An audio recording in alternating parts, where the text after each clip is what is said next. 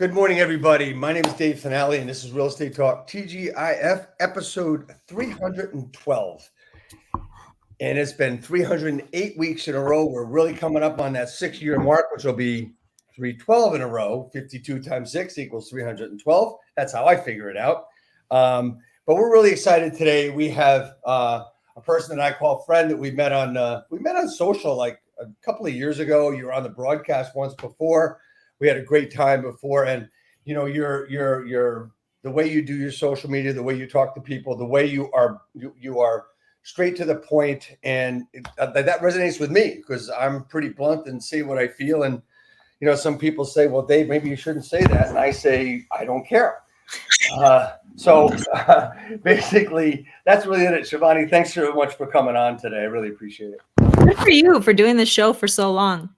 You know, they say these shows or podcasts that it's so saturated, but it really isn't, because most people do 1 or 2 shows and then they never hear from them again. So the people committed and showing up every single week, it takes a lot. It takes dedication. It's a lot of effort. Yeah, thank you. It turns out to be fun for me as I go through it, and you know, what I like about it mostly is their conversations. You know, I can interview you and ask you questions. But hell, I got an opinion too. And honestly, one of the reasons I do this is because I need information. I need help. So I ask questions to help me. And everybody I have on, from you name it, whoever it is, whether it's a local real estate agent to, which I have a lot of those on, to, you know, national people such as yourself and Chet Black, you know, it just adds to what we do. So here we are. It's Real Estate Talk TGIF episode 312. Nelson, hit the video. Real estate agents, are you looking to acquire clients consistently to grow your business and income for a great lifestyle? Well, this is Dave Finale, and I'm here to bring you the Real Estate Skill Builder broadcast, Real Estate Talk TGIF, brought to you by Real Estate Skill Builder and the Modern Agent team. Hey, everybody, welcome back. Here we are. As I said, this is Real Estate Talk TGIF episode 312, and we're with Shivani Peterson, who is a loan officer with All Western Mortgage. You know, your most important thing about you is to help as many people as you possibly can. And you hear that a lot, but I actually see you doing it. And you want to help people make better decisions all the time.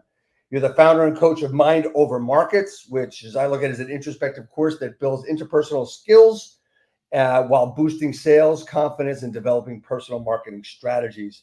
You know what? We're going to talk about a lot of different things today, and we're going to go deep on, you know, the health and mental health of people in our industry. But I have 2 questions for you before we get into that. One is, I ask everybody this every week, and the question is, will you get it right? And the question is, what does TGIF stand for? Thank God it's Friday. You're so close. You know what? You're so close. And I don't want you to feel bad that you didn't get it correct. This is so bad. This is my 2nd time, and I know it was a trick question, and I can't remember. It's okay. Thank God it's finale. It's not a trick question, Shivani. Come on. Anyway, so here we are. I want to get started, but I want people to know a little bit about your background, where you came from, where you started. You know, we all know that, you know, your mom and that stuff. Please talk about that. Please talk about your you know, the trials and tribulations of where you came from and stuff. I mean, it's a great story. It's great, and everybody will feel that they're not alone. So just hit us with that, please. Yeah. So I've been in real estate for 11 years now, which I know is really hard for everyone to understand because I appear to be about 24. Exactly. So don't try to do the math on that. But I grew up here in Reno. I've lived here my whole life. Reno's a really small, like, good old boys town, and it started to grow, but it's been the same people running this town. And in every industry, it's been the same hitters that have dominated until they retire, and then their kids dominate. And so making a name for myself and in making a brand, I really had to figure out a different way to do it, because I'm competing with some of the biggest names in the country here in my market. I have 2 older brothers who brought me into the industry. And since I've been little, I've always felt like I have this like burning desire for people to take me seriously, right? Right. You get into an industry as saturated as ours, where we're as commoditized as loan officers can be. And I thought, shit, I'm so competitive I don't know if I even want to play this game because am I even set up to win? Is there even a possibility of winning? And so I had to like get really introspective with myself and who I am and who I want to be and realize that it's okay to do it my way. No one else is going to do it my way, and doing it my way is eventually going to be my brand. Right. And that was pretty pivotal for me in my career because there's the being a loan officer, there's being a woman, there's being a working mom, and there are all of these generalizations and stereotypes about how you have to do any one of those things. And all of them set you up to feel defeated. And so I started feeling like that, and then I just decided I'm going to play a different game. A game that's actually possible to win. Actually possible to win. I like that. I like that. So doing things differently and doing it your way, right? So you because of the differences is something I can really relate to. Just because I'm different, right? And I'm the youngest of 8 kids, and my brother says to me, one of my brothers says to me, he says, you got the weird gene. Nobody else has what you got, right? Because nobody being the youngest of 8 kids, You got to be weird to be noticed when you're the youngest. Your parents are tired. Everybody else is taking up a lot of space. No one's right. going to know who you are if you don't do something strange. So, so I decided that I had to, say what I feel, do what I say, and just be out there and get out there more. So, I am a little more, let's call it abrupt than others. I am a lot more blunt than others. I run a boot camp for my real estate team, and I don't pull any punches. I say what I feel. If they're not doing the work, I tell them. If they want to use excuses, I tell them. I mean, that's the difference between myself and everybody else. It's just different what I do, and it's different over here. Talk to me about, getting into the business and how you've been able to build your own brand. What were the things you did, and how do we move forward? How did you move forward from there to where you are today? So I got into the during the HA Streamline refinance boom. So when I first got in, it was very similar to what many of us just experienced in 2020 to 2022, where money just felt like it was raining from the sky. Like you just had to call the people fast enough. It made Right. sense for everyone to refinance. And with the FHA Streamline refinance, it was like a no-brainer because they didn't have to pay for an appraisal. You just rolled them through and they dropped their interest rate. They saved a couple $100s a month. They might have gotten a little bit of money back or at least gotten to skip 2 mortgage payments. So there was no challenge to it. It was just how hard are you willing to work?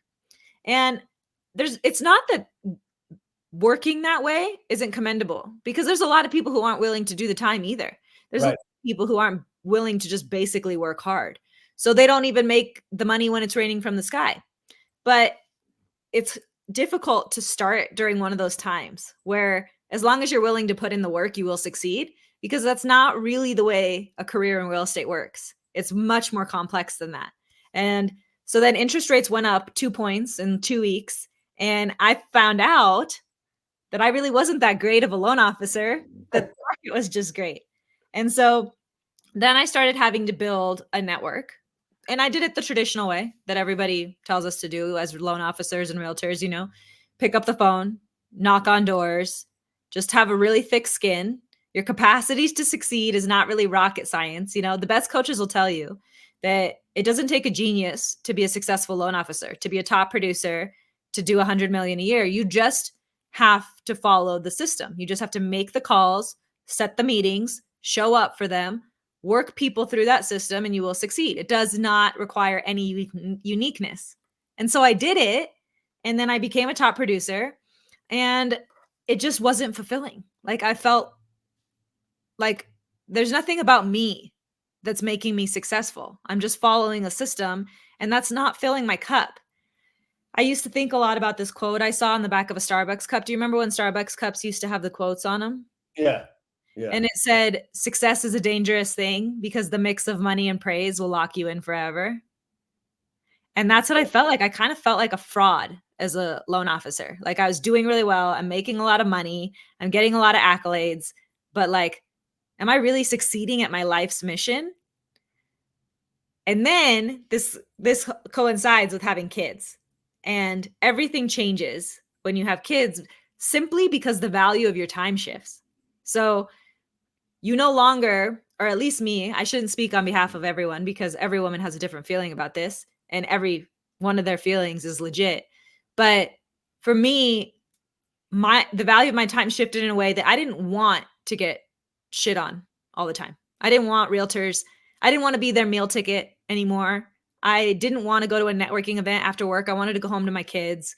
I didn't want to call people who didn't want to hear from me and hang up on me. Nothing makes you regret your college degree faster than calling Zillow leads.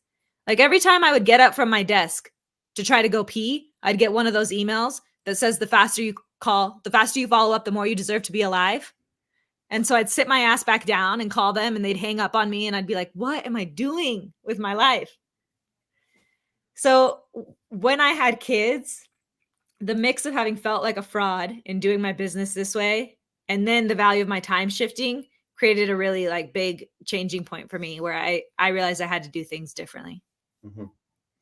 All right. So you're doing things differently. You're using social, right? Using social media a lot, and you're building a business.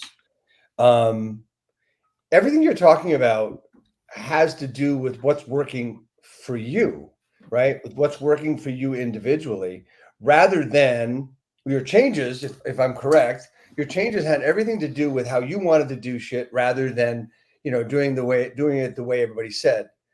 But the important part that everybody should note really is that you did it that way first and you built your business and said, you know what, I don't want to do that anymore. I want to do it this way. There's a lot of team leaders out there that, and agents that get to a point where, they're doing their business, they're doing really, really well. And then I heard someone say that a really top agent in the state of New Jersey say, I don't want to do this shit anymore, but I've just got to keep doing it. I don't want to sell another house. I don't want to walk through another house. He's one of the top agents in the state. He says, but I still keep doing it where I'm only 44 now, he goes. And he says, I'm almost there to that point where I'm setting all my systems and processes up. I mean, I know a guy that works out of Chicago that does 25 million in production in New Jersey because of how he's got his system set up, right? And that's the important part, and that's what you set up. So I think what you're saying is really valid because right now we have this we're at this shifting point in our business. I think we can all feel in the industry that something is shifting in a really big way. Yep. And I was at a mastermind event. I'm in my brother's mastermind, the Forward Mastermind, and he had Kevion, who's a huge agent in LA, come speak to us. And Kevion does millions, and he still door knocks every single day. Every morning, he walks his happy ass around the nicest neighborhoods in LA and door knocks. And so he told us all about his little history, and how he built his business that way, got really heavy into social, started having some success with social, and then got to a point where he realized social isn't going to be enough. I've got to do both. I've got to be really good at both. And so now he's doing both. And then he saw like exponential skyrocketing growth. And so a lot of people will ask me all the time, they're like, well, your brand is such a big deal, right? But like you still do some of the traditional stuff. And so when I'm saying that something changed in my business, I don't mean that I stopped doing any of the relationship building or prospecting that's vital to our businesses.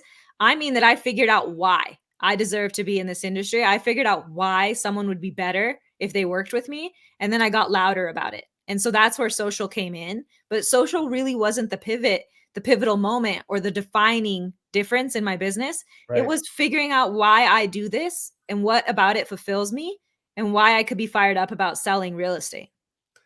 So two really important things that you're talking about here. One is the true market challenge, the true market shifts that we're seeing. Now we're seeing in the real estate industry today, we're looking at, I believe, two major shifts. One is structurally as far as how we're going to do business moving forward because of a lot of, I'm going to say bullshit that happened over the last year.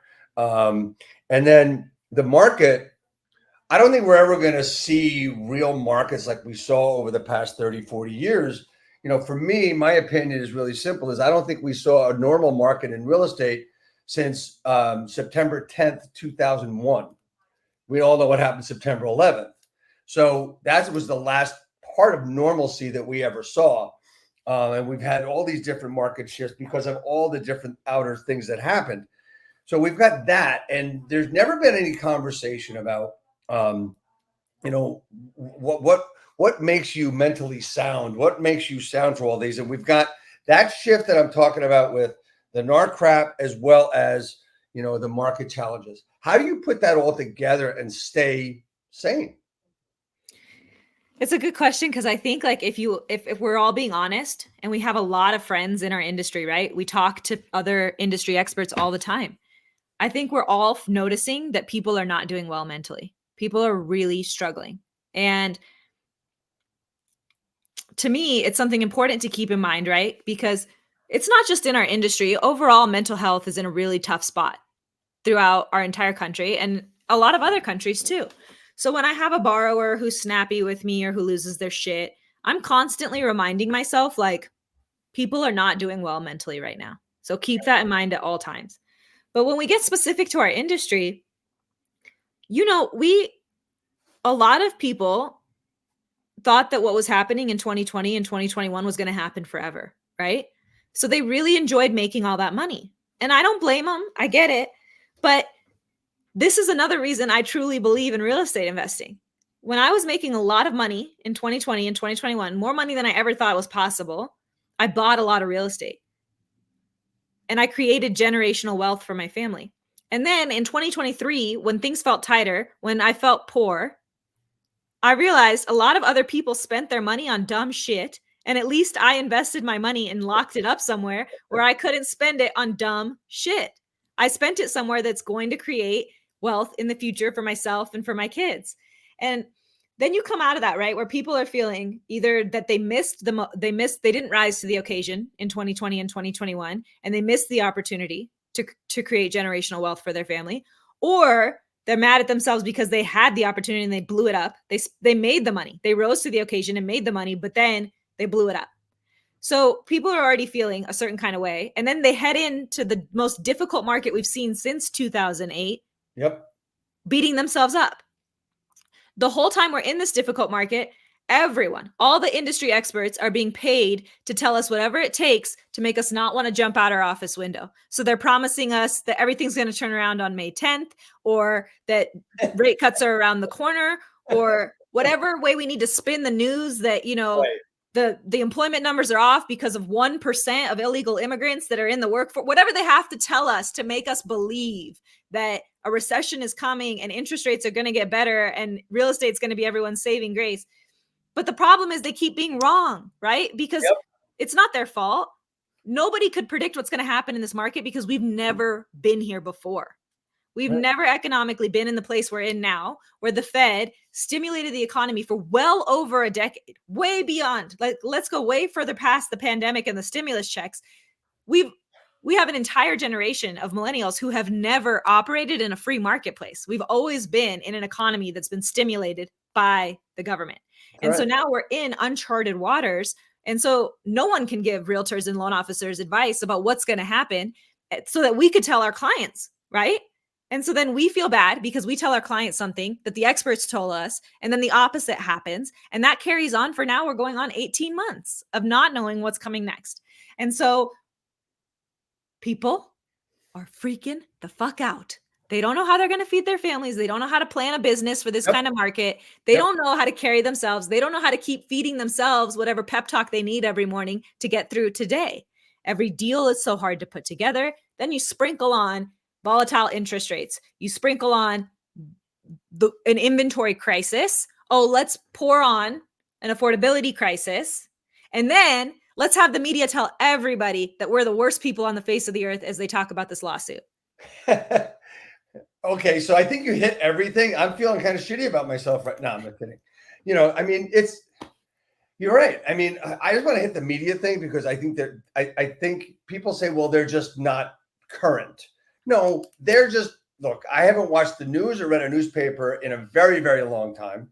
And I know why is because after this NARS thing broke, I was in Florida, and I was at somebody's home, and they had the news on in the morning, and I heard this breaking news about, you know, realtors not getting paid anymore and not have to pay commissions anymore.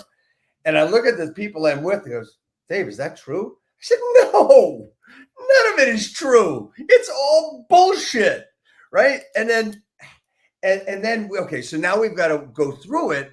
But And we're part of the problem with that. we always have been. Because every realtor went completely unhinged on their social media Right. talking about the NAR lawsuit. And even celebrities, right, from some of our favorite shows are being interviewed and saying like, who's going to tell me what I'm going to make? Who's going to tell me what you pay me? This is a free marketplace, blah, blah, blah. And I'm like, wait a second. What are you in this business for? If it's for the commission checks, I think you're coming up on a really hard time. I Absolutely. think you may not survive this market. This might be when you retire. But if you are in this to help people build wealth, if you know that real estate investing will change the trajectory of someone's life, then what you're wanting to talk about coming out of all this is what the consumer needs to hear. You're trying to help them. You're trying to be a source of calm. You're trying to help them avoid the noise and the nonsense and be unnecessarily stressed out. So you're telling your ideal client what they need to make of this news. I just saw very few people doing that. Most people were defending their worth and defending their right to be alive. No, That doesn't help the consumer, guys. no, I mean, it's first of all, okay, like you said, we talked the other day, right? And what's number one, what's the right reason for you to be in this business, and what's the real reason you are in this business? I don't know if they're two different things. If they are, we got an issue. One of the things that people don't get in real estate agents when they're making, let's make them cold calls or warm calls or whatever they're doing, I mean, look, if I work with real estate agents every day. And one of the things I have trouble getting them to change is their tone and how they sound. And they don't sound like that in normal life. All of a sudden they get a real estate license and they turn into a used car salesman doing a TV commercial. But that's not what we should be doing. What we should be doing is saying, okay, how do I come from a point of support and reason to help people, let them be comfortable talking to me so I can help them really get to where they want if they truly want to get there. You know what I mean? There's 3 specific things you can do. Go ahead. Like 3 tactical things you can do to not sound like a used car salesman. Go. It'll take me a little bit, but I'm going to get through all 3 of them. Okay. Stay with me. Please. So the first one, we touched on it already. Why are you doing this? Why are you selling real estate? There's these probiotics that came out, and I have had stomach aches since I was like 5 years old. Horrible stomach aches, to the point that I had all kinds of scans, tests done. The doctors made my parents feel like shit because they're like, it just must be your divorce. It's nerves that are fucking up her stomach. Like so I live like this until I'm in college. Horrible stomach aches. Every time I'd get one, I'd be out for a full day. It's debilitating. Then doctors put you on like probiotics, the super expensive ones you have to buy from the fridge in Whole Foods. Doesn't make a difference. One day I'm listening to a podcast with the Skinny Confidential, and she's talking about probiotics and how the majority of them don't work because they don't survive. The capsule they come in does not survive your stomach acid to make it to your intestines. And she recommends a brand that does, that has a special capsule. It's been patented and it will survive your stomach acid to make it to your intestines. I take this and it changes my life. So then I put my husband on it, and all of a sudden he's a nicer person. His mood improves. I put my kids on it and they start getting sick less. When I talk to people about these Silver Fern probiotics, they're like, where's the link? Where do I buy? Is this a pyramid scheme? Like, are you making money on this? Like, why are you selling it to me like this? Because I believe in it. It changed my life. When I sell real estate to people, that's how I talk, because I believe in this. It changed my life. Right. I have seen over the past 11 years, countless people's lives change by buying their first home, and the entire trajectory of the rest of their life be different. Then I've seen people start getting into real estate investing and shit blows up. So when I talk about this, when people ask me, should I buy a home? I don't have a cover your ass response. I am very passionate about what I sell. And that makes me more authentic, right? If you can't get yourself that hyped up about selling real estate, find something else to sell that you are that hyped up about. And then the second thing I think you need to do is find outside sources of information. Go outside our industry. Look and read the news from other economists, from people, from financial advisors. Read what they're being told. Look outside our industry for guidance on what's happening with the economy, for different opinions about real estate. You don't have to do it You don't have to believe the opinion. You don't have to agree with it. You don't have to say it the way they say it, but it will help you formulate your own opinions. When you go outside our industry and have conversations with very, very smart people, when you read the opinions of other people who are very well informed on the economy, and then stop and ask yourself, this is the important part. Do I agree with this? Is this advice I'd give my client? And then the third thing is show up. Be intentional right now. This is survival of the fittest, guys. This is war that we are in right now. To hold our place in this market, to continue our career, to be relevant. You don't show up for war out of shape with a bad attitude. You get really intentional. You do whatever it takes to protect your mental health, and you show up every day ready to fight in war, because 100% that's where we're at right now. We don't know how much longer the market stays like this, but I do know that it is hard. That is not fake. You are not weak when you admit that. It is hard. So if you admit it and you accept it, then you can prepare yourself to deal with it. So I mean, look, it's why are you doing it? Be passionate about it. I mean, that's the whole thing. I mean, that's one of the things I mentioned what I do and how I do it earlier about working with different agents. I'm passionate about helping them. I mean, I wake up every day. I try to say to myself every day, who am I going to help today? Who can I help, build their lives a little bit better today? And that's why I'm passionate about it. I'm passionate about everything I do. I mean, the way I talk about it, the way I do it. I mean, shit, would I be here for 308 weeks in a row if I wasn't passionate about something I do? And that's really important. I mean, it's so important. You see a lot of people going through life. It's like, oh, well, I couldn't do that today because, I mean, it's in their voice, right? Now the outside sources of info, I find that very interesting. We're not talking, and correct me if I'm wrong, you're not talking about the news. You're talking about people talking about what's going on in our industry and to see if you actually agree with them to use those same opinions. Is that correct? So your algorithm on your socials is going to get really smart, and it's going to show you only real estate people. Right. And then that's when you know that it's all fucked up. You got to change it. You got to change it to show you other people's opinions. And so it does include the news. Like, I really like reading Bloomberg and The Economist. Okay. It's interesting. It gives me really relevant insights into what's happening in the real estate market. I think a lot of people are relying on a morning update, and that's it every day for their news on how the market's moving today. And you got to look outside of that, because there's so much more happening, and it's all connected. What's happening with the stock market is going to impact us. What lawmakers are voting on, what policies they're putting into place, this matters to us. People will think, oh, I only care about the Fed funds rate. No, you should really care about the Fed's balance sheet and what they're going to do with it. So if you can broaden your horizons, like you said, Dave, to talking to other people outside the industry and deciding if you agree with it, to reading news sources outside of this industry, to having conversations with people who have a different opinion than you, it is going to change the advice you give your clients.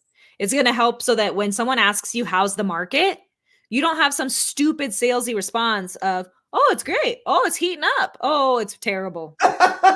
Just say it's interesting and launch into whatever you learned this week. I think above all else, even with that, I mean, like you said, oh, how's the market? That's the question that most people are getting. Or when's it going to crash? Like that's the latest one, right? And we used to get so sick of being asked it, right? Like it'd be like, oh, fuck, I don't want to tell you how's the market. Can I just have my drink in peace? But when you start educating yourself on this stuff and talking to other people, you'll be excited to answer that question, because I love it. I'll say it's really interesting right now. We're trying to figure out a couple different moving dynamics. Yeah, I love that question now, because it's like I want to see how I can throw my passion into my response that has some intelligence behind it. It's like, that's to me, that's the fun part when I get that question. And a lot of times I have to look at who's asking me the question. Is it a friend of mine? Is it a family member? Because I want to hit them even harder, because they're going to be more critical of me than anybody else. So it makes it fun, and it's good practice for me. Well, I think it's also because you really believe in what you do, Dave. And if you really care about the person who's asking the question, it's more important to you that they understand the value. Yeah. And what you just said and what I said, I want everybody who listens to this, listen to that now and will listen to this in recording, to go back 30 seconds and listen to what we said. It's important to be passionate about what you're saying. And when you're talking to people other than your family or your friends, talk that passionate way that you would talk to your family and your friends, because that really means that you really care about what you're talking about. And you really got coming from the soul, I like to call it, from in here. Because let's face it, on another note, when you're making those cold calls, those warm calls, whatever it is, you've got that anxiety feeling right in here. And I don't care how long you've been in the business, you're going to get it sometime, some way. But when you come from a position of making it easier for them to talk to you rather than, you want to get your point across, because they don't give a shit about you, by the way. When you're passionate about helping people, it's so easy to do it, right? It really is. Just, I learned from so many different people. And I learned something so important. I've been using it for about 4 weeks. I learned from an agent, a brand new agent in this business, says, I'm just trying to make it comfortable for the people I'm calling to talk to me. Yeah, that's huge. I said, holy shit. That's kind of what we all do, but that puts everything in a nutshell of how we're supposed to talk to people. Create a safe space where they could tell you what they're really concerned about. Exactly. Look, people are still going to hang up. I need to tell you, go fuck yourself, whatever it is. I mean, it's going to happen. We know that, right? But the thing is that that's what it is. So, and you put it one way the other day, is it's the long game of helping, right? And it's so important. What should the belief system be of a loan officer, of a real estate agent, in order to get this in? Is it belief in themselves? Is it belief in what they're doing? Or is it a combination of the two? I think it's a belief that there's opportunity in every market. In every single market, there is an opportunity, there is an ability to help people win. Because I think if we get really, really down on ourselves when we start to believe that it's a bad time to buy or sell real estate. But the truth is, there is always an opportunity to be had. And some markets are going to mean that we have a smaller demographic of people where the opportunity fits them, where the opportunity is appropriate for them. But that's okay because we're playing a long game, right? Yep. So we want to always be looking, literally searching frantically for opportunity in every market to tell people about it. You want to be the opportunity creator for people.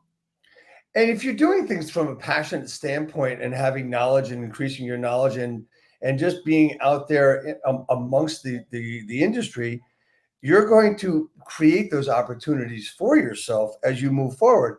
I mean, it's funny we talk about the right time to buy, the right time to sell. I just wrote a bunch of video scripts that I'll be recording this weekend, and it had to do with, is it the right time to sell? When is the right time to buy? And those are questions that people will ask. And of course, I throw bullshit at it and say, well, if you talk to an agent that says, of course, it's the right time to buy. Because anytime you ask them whether it's a Tuesday, March, April, September, they're going to say, yes, it's the right time to buy. That's a bullshit answer. And most people are going to see that. But the point is when is the right time to buy? Then you got to make it easy for them to talk to you and find out what their reasons are, or to sell, what their reasons are, right? And that's the important part. And that's getting, excuse me for the word, soulful with what you're doing, where it's coming from here, not from here or here. That's the wallet, by the way. So that's really important. I think that we really have to educate our clients, because a lot of times we feel scared about telling them when it's the right time to buy or sell, because you and I, Dave, we don't have a crystal ball. So if we feel like this market is hard to predict, imagine how the newer agent or newer loan officer feels about this market. They feel overwhelmed, and that's real, right? I'm glad you feel overwhelmed, because that means you're taking your job seriously. Exactly. I work really hard to provide my clients with a lot of transparency and a lot of education. Yes, it takes more time, but that's okay. I'm okay with putting more time into every single client, into every single family that we help. It's not a numbers game for me. And when I offer them that kind of transparency, then they start to have their own opinions. You educate them enough that they can be in the driver's seat without killing anyone or blowing up their own life. And then you find out, oh, look, they have some insights on this now. They have some opinions on this now. Maybe they can now decide if it's the right time for them to buy or sell. But as I mentioned earlier, I'm never going to be a cover your ass real estate advisor. So I'm always ready when they say, what do you think I should do? And I don't think enough of us stop before a meeting with a client and prepare ourselves to answer that question. So when I call a client and I'm doing the initial consult, I'm prepared to tell them what I think they should do. When I pre-approve them and I show them different loan options, I want to put them in the driver's seat. I want to give them all the education so they can choose what's right for them confidently. But when they ask me, what would you do? I have thought about it before that conversation. I am ready to tell them what I think they should do. When they're making an offer on a house and the negotiations are going back and forth, if they ask me what I think that they should do, I'm never going to be the kind of person who says, listen, I can't make this decision for you. We all know that. No need to state the obvious. Tell them what you think they should do. You're the expert. Yeah, you're absolutely correct. And the way we look at it is, no, we're taught we can't do that. But honestly, you're going to give them the opinion by giving them the facts anyway.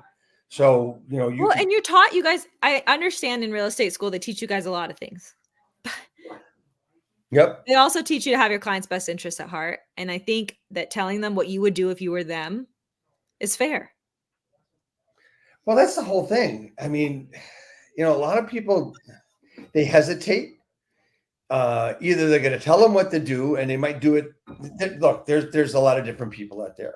And with everything that's going on, one of the things you've talked about it, and that's part of what your value is. I mean, we've heard that word so much over the past few months since the suit came out that now buyer's agent's going to have to show your value. What does that mean? So, well, I've sold this many houses and I sold that house last week.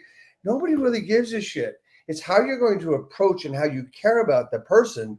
And that goes into, this is what I think you should do. And being blazing about it and just saying, look, I'm going to help you and I'm going to help you make this decision.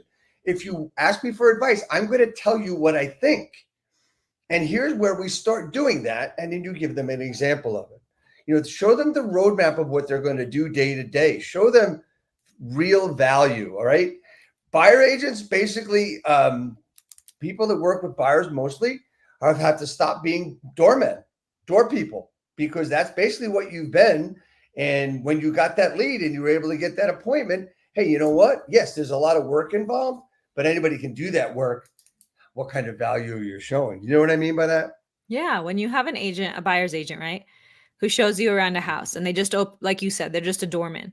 There's a distinct difference than the agent who shows me around the house and then makes me sell them the house, because psychologically they're helping me work through some decisions in my head. And then when we go to make an offer, they're working with me to unpack, how much does this house mean to you? How will you feel if you lose it over $5,000? When they're doing some kind of psychology with me to help me decipher how far I'm willing to go with this. Then when they get on the other side, they're actually negotiating. They're working to put together the best deal for me, not the deal that gets both them and the other agent a commission check. They're going to bat.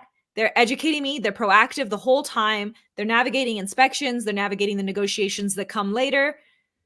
They're bringing value to the table, right? The most important part of all of that is they're lending me their experience. As a buyer, I haven't gone through as many houses as them. I haven't negotiated as many escrows as them. I haven't done as many closings as them. And there's a lot of agents who have all those closings, but they're lending zero experience to the client. The agents that are willing to take everything they've learned and lend that experience to me so that this can actually not be the second house I've bought, but the 300th house I've bought, I can go through the transaction in that way. I'm willing to pay them. Wouldn't you be? Hell yeah. I mean, look, it's you've got to, it's like a couple of lines that you can use, and they're not lines, but it comes from the heart. It says, what I know is this. So use your knowledge, use your experience, right? And then also in the same way, in the same manner, in the same time frame, what I know is this, and also discuss what you've learned from different transactions that you've gone through. Give your experiences and what's that called? That's called stories. So, I mean, I tell most of everything I do, even when I'm coaching and doing stuff, I'm using stories about what's happened, what hasn't happened. And that is the best way to show that experience. That's also called, as you get older, people use this word a lot. It's called wisdom as well, right? And it's something that, you know what? Not everybody there's a lot of people with experience, but there's not a lot of people who know how to portray that because they've always been that order taker and that doorman, right? So, I mean, having compassion for the objective and having passion for the objective is so very important. And how do you do that? You become and have to be the best listener in the world, Mhm. It's a right? huge part of my Mind Over Markets course. We Yes, combine a couple skills. One is the art of an awkward silence. And then the art of the awkward silence leads you into finding the fear behind people's objections, because what they tell you is their problem is rarely actually the problem. exactly. Talk about mind over markets. Talk about that course and stuff, and talk about what you do in that. So I started changing my business, as we mentioned before at the beginning of the podcast. It was around 2017. It was actually after this morning where I got stood up. So I had been working on an agent in Reno for 2 years. He's a top producer. He's a really big deal. And he told me he could only make time for me at 8 a.m. But the problem was my husband's traveling for work. My nanny doesn't start till 8:30. Daycare doesn't open till 8. So that morning I had to get up at like 4 to nurse the baby, then shower, get myself fully ready, wake up the toddler, get him ready for school, feed him breakfast, nurse the baby again, high five my mom who came over for 30 minutes before she went to work to fill the gap before my nanny got there and daycare opened. And then I race to this breakfast and I sit down and I get a text from him, not going to make it this morning, catch you next time. And I'm like, next time? It took me 2 years to get to this time. And this morning took 10 years off my life.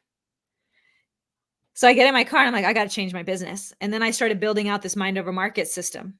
And the first 4 steps are just, out of desperation to do things differently, to have a value proposition that attracts people to want to work with you, to make it so that you build a community around yourself where you're not selling, you're providing value. And then all of a sudden this network starts to provide value amongst itself, but it all comes back to you.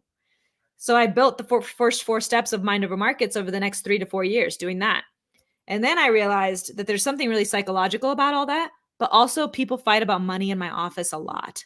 And so I'm giving a lot of therapy and I'm not really credentialed to do it. So I started my master's program in psychology. I'm going to school to be a marriage and family therapist, not to switch careers, but because that's what I do in my job all the time. I'm just not qualified to do it. That's cool. With that background, I built out the second half of the Mind Over Markets, where we really work on emotional intelligence and how you can connect with people, how you can improve your ability to have human connection so that you can unlock trust with people. And so that put the whole system together. And last year, it's been about a year and a half, I launched the course. It's a course you can take online, self-paced. Twice a year, we do it live with groups over 8 weeks on Zoom. And then I also offer it as one-on-one coaching. My favorite part about it in the one-on-one coaching is I help realtors and loan officers answer the question of why should I work with you over anyone else in 3 succinct sentences confidently. Like, you got to be able to spit it out, say it, deliver it. You can go into the weeds after that and then come back and remind them those 3 succinct sentences why I should work with you. It's really fascinating. I've coached people who've been in the industry like 10 years. And when someone asks them that, they get uncomfortable and they stumble on their words. They go into this long, elaborate thing where eventually we get to the gist of why I should work with you. But it shouldn't be like that. You should be able to say it very, very succinctly and confidently. Why you over anyone else? That is something I need. I need help. I think everybody needs help with that because if they ask people why are you in this business, no one's going to give you, an answer. What's your purpose? No one's going to really know the answer to that. Why should I work with you over, Joe Blow down the street? I mean, it's something that most people don't get because they don't understand themselves. I think would that be safe to say? I think that a lot of times the questions that make us feel uncomfortable, that clients or referral partners or other people ask us that come up in our jobs more often than we want to admit, they make us feel uncomfortable, so we run away from them. And then they keep haunting us for years and years. Whereas if we just sit down one time and craft a thoughtful response to that question, or if it's a piece of education we're missing, if we just get it so that we can feel confident about it, it changes everything. It changes the game. I spent the first 5 years as a loan officer not really understanding how the market moved interest rates. And every time someone would ask me, I would feel sick in my stomach. Like I would just try to bullshit my way around it and be like, well, there's this, and then there's going to be the Fed's going to do this, and then the rates are going to do, and I would just, and then I'd be like, but here's the deal, don't worry about rates. Let's focus on the monthly payment. I've got strategies to. I'd try to pivot. And then one day I was like, fuck, I cannot do this anymore. I get asked this question too often to not be confident. And I deep dove. I spent a whole day Googling, watching podcasts, going back to my econ shit from college and figuring it out so that the next time someone asked me what determines interest rates, I could answer them properly and confidently. I think there's a lot of agents out there who feel uncomfortable about the contract. They've never sat down and read the whole thing forward, backwards, understood every bit of it. And they'll go 10, 20 years of their career, never fully understanding the contract. Just take the time, sit down and get the education you need to deliver the answer confidently. And if the question of why I should work with you, if you're watching this and you can't answer that succinctly, sit down, spend some time and figure it out. Because even if you don't get directly answered that question, ask that question, knowing the answer is going to change the way you carry yourself in those conversations where people are making that exact decision, why they should work with you. I know people to this day that don't know the contract that have been in the business 20 years. I know people that don't read the contract and screw shit up. And they say, well, that's not my fault. I said, and I have one question for you. Did you read the contract? If they say yes, then they screwed up because they missed something. If they say no, they screwed up because they didn't read the contract. Right. And this is loan officers and real estate professionals. I'm not talking about the client. No, right. There's a lot of people who have blind spots in their knowledge. And they're not bad people. They keep running away from it because that's our tendency as a human being, is to run away from the things that make us feel bad and uncomfortable. Lean into it instead and address it. So running away from stuff, is that confidence? Is that knowledge? Is that not being prepared? What is it? You gotta do all three, man. You gotta get the skills you need to be good. This market is not going to tolerate mediocre. So whatever you need to do, whatever additional education you need, whatever mastermind you need to join, you need to get confident that you are the best. If you are not the best, you're not going to make it. And then you got to practice it. And you have to take a little bit of time to be intentional. So before you walk into that listing presentation, you got to tell yourself why you deserve that listing, why you are the best person to handle it. So is there a way to get those that don't practice to practice? When I coach my clients and we come up with their response, for the next month, I make them say it to themselves in the mirror every morning and every night, because no one is going to give you a dirtier look than you're going to give yourself. And if you can't deliver the answer of why someone should work with you, if you can't convince yourself, then you're not going to convince anyone else. So I make them practice it over and over and over. And that's the deal, guys. If you can't bring yourself to practice the skills you need, then I don't think you care enough about this right now. And that's okay. You don't have to do this. There's a million other careers out there. But if you can't bring yourself to put in the work, then I think you should stop torturing yourself by staying, because it's not going to work for you. And I want to put one other thing out there about the practice, about putting in the work. I mean, if you say, I don't have time, if you say I have this to do and I have that to do, I couldn't do it last night or whatever, that means you don't want to do it, which means to me that you don't really want to be in this business for the right reason. And the right reason for you could be it's your job. That's what you do. That's how you make money. But also the right reason, more importantly, is what we've said throughout this whole broadcast, is helping people. How do we make it easy for us to help them, right? Help me out here. I mean, here's that saying, right? Help me out here so I can help you. It's like I talk to agents all the time and say, and I say to them, help me out here. What's the reason? What's going on here? Help me help you. Help me to help you. And that's exactly what we're talking about. We could have just said that in the beginning and be done, right? It really could have, but it would never make a lot of sense to a lot of people because they won't get it. So I just want to recap on the three main things you've got to do. Got to understand, why are you doing it? Get outside sources of info, and damn it, show up, be intentional. Wake up, show up, and level up. I mean, do that business and go forward. And we also talked about mind over markets. And lastly, I want to just ask you about, you have a program called Future is Female. Talk to me about that, and how do people get involved with that? And talk to me about what it's all about. So in doing my master's, there's this thing about marriage and family therapy that's unique. And it's that we believe everyone's problems are systemic. We believe that no one is suffering on an island alone. Any challenge that you're being met with is part of an intricate web that weaves out beyond you. So to help people, we have to zoom out. We have to look at their relationships. We have to look at their environment. We have to look at their history. We have to look at their past. If you look at what our society, especially coming out of the pandemic, women got hit in a really big way. They bore the brunt of childcare, of homeschooling.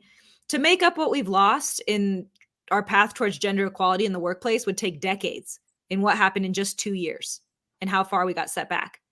And then I'm thinking about all this. I'm in school for psychology. I'm watching family dynamics. I'm learning how so many problems in society are systemic. And I'm thinking, well, who says that women want to be climbing a corporate ladder in the first place?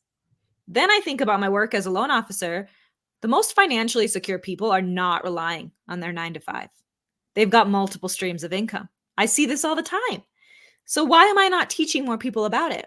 And that's where the Future is Female came together, was those two concepts of, I really want to help women know that there's other ways to empower themselves. And I know I have all this experience. I've seen so many financially secure people and what they're doing to get there. So I created the Future is Female, which is a fundraising group. We raise money for a local charity, the Women and Children's Center of the Sierra. But at the same time, we educate women on the power of real estate investing. And maybe they don't get into investing real estate, but the light bulb turns on for them about passive income streams. That's still a huge win for me. But it's been a beautiful thing over the last 3 years. It's one of those places where, I've connected women and then they make other connections and then they start doing deals together. And then this investor who only does out of state properties is connecting with this one who only does in state, and they're teaching each other things. This lady who does laundromats and trailer parks is teaching this lady who only does commercial real estate, like how they can overlap their skills and grow their portfolios. It's been amazing. And we've raised a lot of money. And now the Future is Female is launching into other markets because I believe that a rising tide lifts all ships. So loan officers in other markets are reaching out to me and saying, hey, can I launch the Future is Female here? And I'm like, yeah, as long as you make it an event that's not where anyone comes to say, hey, look at me, let me brag, let me toot my own horn. And it's all about, here's a hand. Let me give you a hand up and show you. Let you learn from my mistakes. Come on my journey. Let's help each other both win. Do it. Do my event in your market. I partner with women. We just did one in Seattle. I work for All Western Mortgage. Movement Mortgage hosted this. We came together because it's for the benefit of women. And when women succeed, because I view this as systemic, I know that when women do better, their kids do better. Their families do better. Their neighborhood does better. Their community does better. Their city does better. So when we empower women, it's actually amazing for men and for children and for everyone else. So the Future is Female. It's my passion project. It's enabled me to keep showing up in markets where there wasn't anything nice to say because I have this community that's relying on me to put this event on twice a year. And it's empowering women to go do it. Whether they start investing in real estate, whether they host a Future is Female, or whether they become aware of a charity that's benefiting local women and children, it's all good. And it's all good that's being paid forward. That's fantastic. Thank you so much for going through that, because it's really important. If anybody wants to get in touch with Shivani, her Instagram is on the screen. Her email address and website are scrolling. Is all the information there, Yep. Shivani, for them? Great. Excellent. So, Shivani, I want to thank you so much for this impactful broadcast today. And while I think very highly of every week of what I do, there's something about every week that it impacts me as a human being and as a coach, as a realtor, as whatever I am, because it helps me to expand my brain a bit. So I have two things left for everybody, and everybody who's a fan of the show would know what the two things I have left. One is a question. How do I help you grow your business? You keep doing the show, Dave. This is amazing. Thank you so much. And lastly, you know what? I think you got one before. Don't know, but I know it wasn't this color. The hat. The hat's coming out to you. And just stay on for a minute as we finish up. Everybody, next week, we're going to Hawaii. Yep, not physically, but we're going to Hawaii. We have Dylan Nanaka, who is the agency team lead in Hawaii. He's Hawaii's #1 real estate team. He's going to be on with us. We're doing this, I believe, a little bit later. I'm not sure the exact time, but he's going to be on with us because from the Eastern time, it's 6 hours earlier and 3 hours early from you, Shivani. So we're going to have Dylan on. It's be the first time we're coming from Hawaii, and it's going to be a lot of fun. So number one, I want to thank you again, Shivani, for being on. Again, your information is there. Stay on for 1 minute as we finish. Everybody, thanks so much. We'll see you next week. Hit it, Nelson.